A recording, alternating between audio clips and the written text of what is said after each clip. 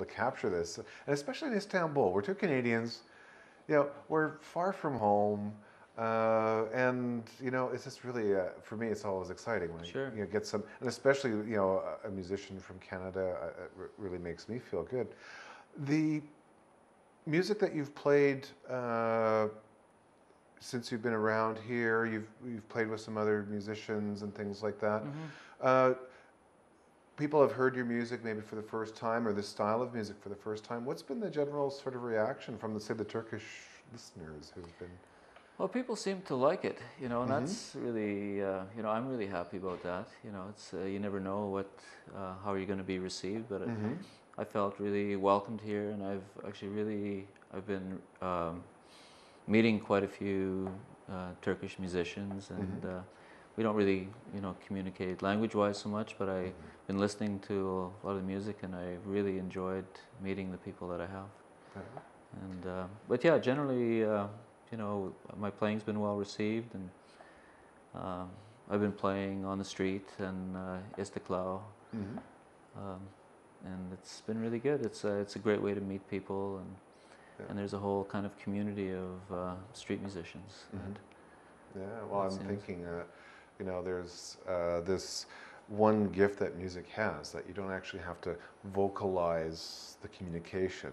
Exactly. If you're in a good mood, you can, if you're in a bad mood, it's like, you can really sort of, express that musically in coming together with other people. Yeah, in the end, it's, you feel what somebody's doing through their music, and you can hear and learn from whatever it is that whatever they're playing. Yeah. And it's, I've been so lucky since being here, because I was invited to, I guess what was a really special event of Turkish classical music in one of the restaurants. And it was just a beautiful night and it just, I'm trying to absorb the sound of the, of Turkish music, and it's, like I say, it's again, it's quite different, and it's an area that I really need to study a lot of. Been learning about the maqams, and what's interesting about it is that the note placement is different. I mean, it is in Indian classical music too, even though they call it the same note. It's not. It's in a different place. But in Turkish music, again, it's different, because you have commas where you have a note sharper and a little flatter, and it's it's hard for my ear to adapt to that. Although it's definitely something I would I'll pursue. Probably when I get back home at the end. It's fascinating. There's a singer here who I'd met, Sertab Renner, and she was explaining to me that in some scales with the commas, there's 24 notes. Well, more than that in the octave. Like typically a whole tone is divided into 9 parts, and I think 5 of those get used. So for every whole tone, you have 5. Right. So if there's I don't know how many notes that makes altogether, but the combinations are really endless. Yeah, it's quite fascinating. There's actually, after the show, I'll try to help arrange for you to get together with one of my previous guests, who's a very well-known violinist here. And so we'll talk after. I'm not going to bother everyone else with these other little details, but I think. I was going to say, well, if you want to sit down, you can sit down, but I think I'm going to get you to play, maybe, can I get you to play one more? Sure. One more piece of music? Let's see, well, maybe what I'll play is, this comes from Hot Club repertoire. It's one of the standards of, Hot Club music, called Minor Swing. Okay. I'll try that. And I do a little bit of I try to kind of imitate the brush strokes on. Okay. I don't know how long I can keep this up. Okay. I'll try it.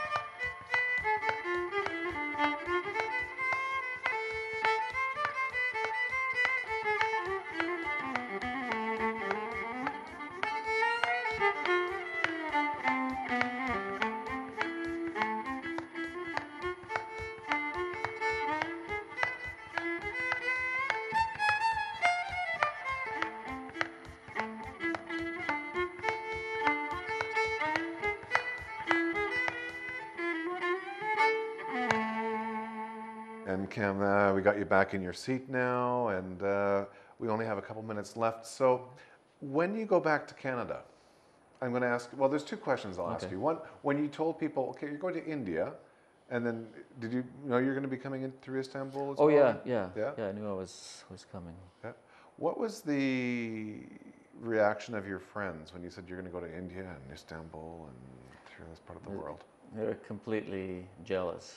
Jealous? Okay, good. No, everybody was wishing they were going on this trip. You know, really, like it's, you know. They weren't terrified or anything. They just, No, it seemed I could do it, you know. But everybody wanted to go, you know, because in a way it's a dream trip, and I planned it for a long time, and it was nice. Cause I had a really nice 3-month gig just before I left that kind of funded this trip to some degree. Okay. So that was really nice. But everyone's quite envious, you know, that I'm able to, you know, take this trip, which for me is if I think about trips that I would do in the world, this is it. You know, this is the trip. So, and it's been fantastic. You know, it's been really incredible.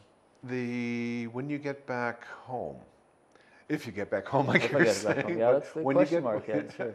When you get back home, up to this point now, what do you think will be the top thing? What would the most memorable thing up to this point? What's the most memorable thing for you? Oh, that's a hard question. Okay, let me rephrase that then. Okay, you know, I think it was, you know, probably arriving in Istanbul. You know, I got picked up by the airport with the people I'm staying, who are fantastic people, Hande and Tom.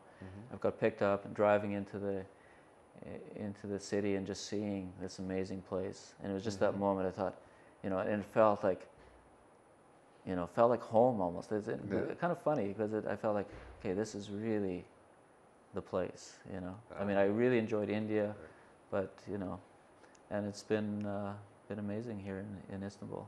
That's why I say, you know, I don't know. I mean, I'm planning to go on to the Balkans, but you know, maybe I'll have to I'll have to come back. You know, definitely, this is the place I'll have to come back to. Yeah, well, it definitely has an amazing energy here, and everybody I know that has come here, you know, those skeptical ones back in Canada when they've come here and says, "Now I know why you're living but here." But I knew it would. I knew it would actually, because it's. Of all the places in the world I wanted to go to, Istanbul was it. Yeah. You know. Great. And the India trip was, you know, a prelude, you know, to being. Well, Cam, thank you so much for coming onto the show, and you're always welcome back at the Crossroads here, and enjoy your stay in Istanbul. Thank you so much. Real pleasure. All right. Thank you.